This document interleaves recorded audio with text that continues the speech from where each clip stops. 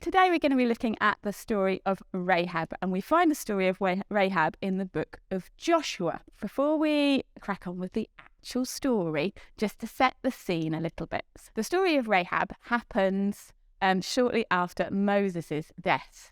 Now, Moses was the leader of the Israelites during the time of the Exodus from Egypt and the subsequent 40 years in the desert as a result of their rebellion against God. As a new God-fearing generation rose up, the time came for God to fulfill his promises and return the Israelites to the promised land. So with God on their side this time, Moses and his armies were highly successful in battle and defeated numerous kingdoms as they advanced. Before Moses died, he appoints a new leader, Joshua, as his successor, and it's Joshua who leads the advance into Jericho. So a brief synopsis of the story. So we have Jericho, and Jericho is a big, strategically important fortified city with tall walls, thick walls. It was sometimes called the City of Palms. It was an oasis in the middle of the desert, but it was not a particularly nice place to be. It was a seat of idol worship, taboo sexual practices, and lots of other unpleasantries. Now, outside, so we've got the city of Jericho over here, and outside the city, we've got Joshua and his armies. Now, they're advancing along the Jordan River towards the city of Jericho, and they're currently camped by the Jordan River. On nearing the city of Jericho, Joshua sends 2 spies into the city to kind of suss out what's going on. Jericho is it's almost like the gateway to the promised land. So they need to get through Jericho in order to fulfill God's promises. Now, these 2 spies go into the city and they enter the home of a lady called Rahab. Now, Rahab was a Canaanite prostitute and her house was just in the walls of the city of Jericho. It's hard to know if she was a prostitute in the way we would understand that word today, but either way, her home was a place that men could come and go relatively freely, with limited questions asked. It also meant she was quite knowledgeable about what was going on around the area, as she would have had lots and lots of visitors. So, for whatever reason, the spies go to her home and she makes them feel welcome.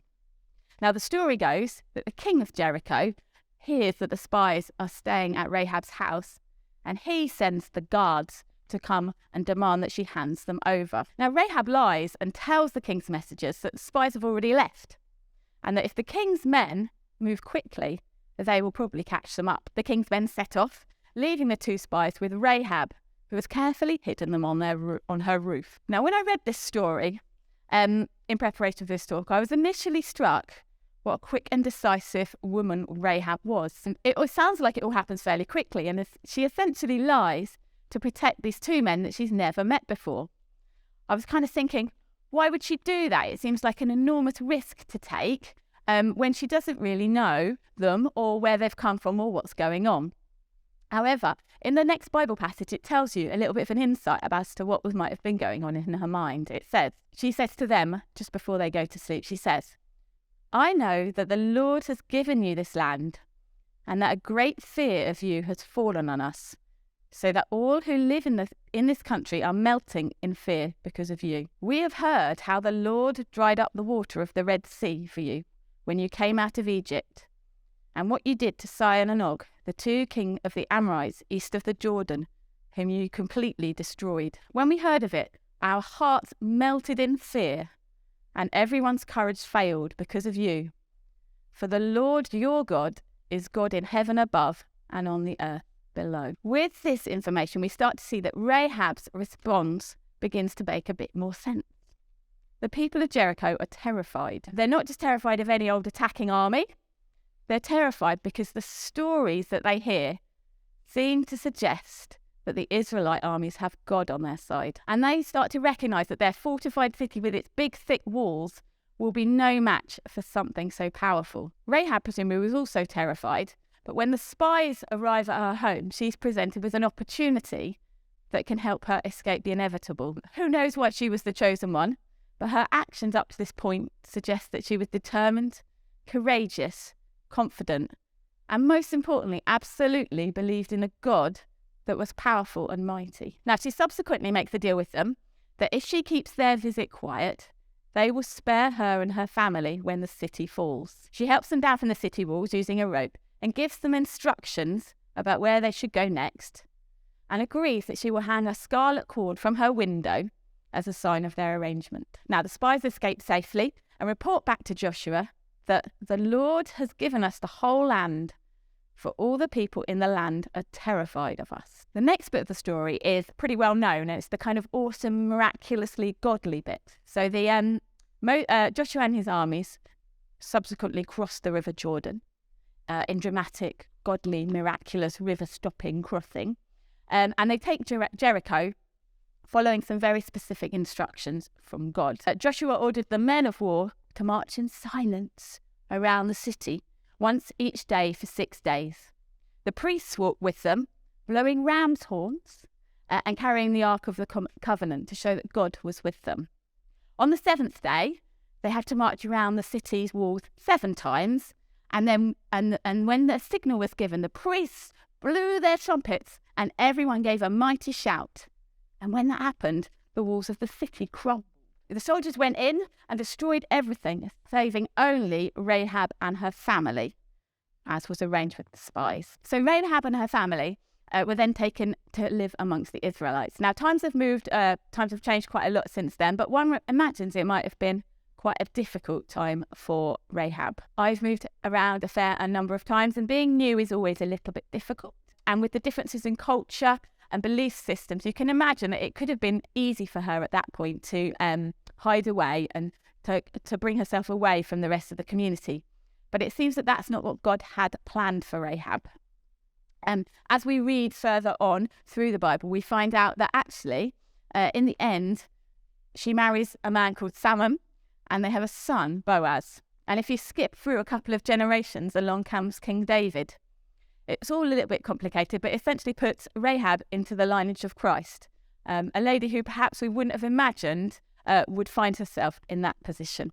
So what does all of this teach us? I think when I've been thinking about it, it's kind of taught me 3 main things. Firstly, our past does not let us off the hook when it comes to serving God. Now, that is a great encouragement. There is no one that is beyond the limits of God's love and redemption. It doesn't matter what you've done before, where you've been before. God can use each and every one of us, which is just amazing. However, it's also an enormous challenge. It's very easy, I think, for us all to convince ourselves that there is someone better placed, someone more qualified or highly trained or more confident to serve God in some things. And actually, that's not the case.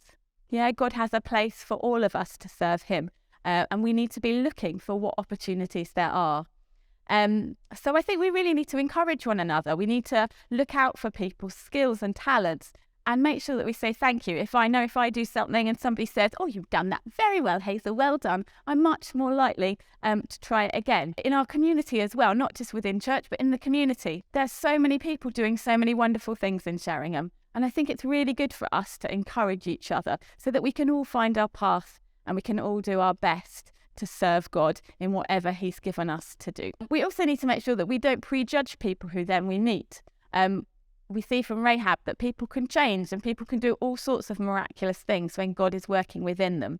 So we need to be always looking around for people's talents and trying to encourage them in them. Now, secondly, I was struck that Rahab was a woman surrounded and possibly engrossed in all sorts of horrible practices, yet she recognises the God of Israel and quickly and concisely makes wise decisions that save and change her life beyond imagination. Now, it's very easy, if you're anything like me, to put off making decisions on what you can do to serve God or move forward in faith.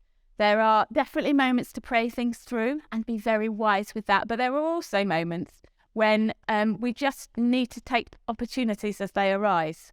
I remember Dan talking once and saying, actually, sometimes we just need to act. If we see something out of place, then we just need to act upon it. And if we're saying to God each day, use me as you want to, these opportunities will arise. And we need to really try and take the time to open ourselves up to those opportunities and to take those challenges, because you never know where they might lead. And so my third thing that I think I learned from this is that Rahab makes her decision based on stories that she's heard about God's immense power. Now, I don't quite know I was thinking about this, and I think when we are with people from church, it's very easy for us to share stories about how God may have answered our prayers or what God's been doing in our lives. But sometimes we might keep those stories from people that we meet from outside the church.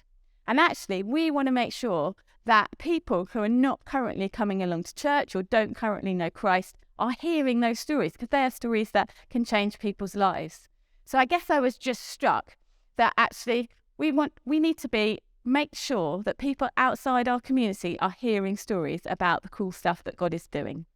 So that's my challenge to you, really, to make sure that people are hearing stories of what God is doing. And then we're not just keeping those stories within our building and then within our church community. So they're the things I learnt. Hope you all have a lovely week full of lots of encouragement and decisive action and godly story telling.